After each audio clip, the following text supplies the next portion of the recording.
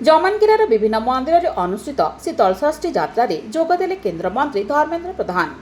जमनगिरा स्थित मुक्तेश्वर मंदिर और डिमरी मुंडा स्थित षड्गेश्वर मंदिर में शीतलषष्ठी यात्रा अनुष्ठित हो जाइछि। एही अवसर में केन्द्र मंत्री धर्मेन्द्र प्रधान एवं राज्य पंचायतीराज मंत्री रविनारायण नायक जोगदे बाबा दर्शन करथिले। या सहित मंत्री द्वारा मुक्तेश्वर मंदिर परिसर में एक कल्याण मंडप निर्माण भित्ति प्रस्तर स्थापन करा जायथिला।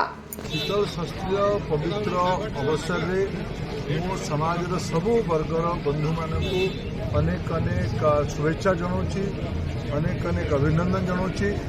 शीतल षष्ठी पर्व महा उत्सव उत्साह सह समाज तक आज पालन करुँची। कुचिंडा सब डिविजन जमनगिरा ब्लॉक रे ये सगड़ेश्वर बाबा धाम यार टिके पूर्वर मुक्तेश्वर बाबा धाम शीतल षष्ठी शिव विवाह उत्सव रे सामिल हबार सौभाग्य मिला। आज अवस्था पुणी आउ थे समाज रे समस्त को शुभेच्छा जनाऊँ।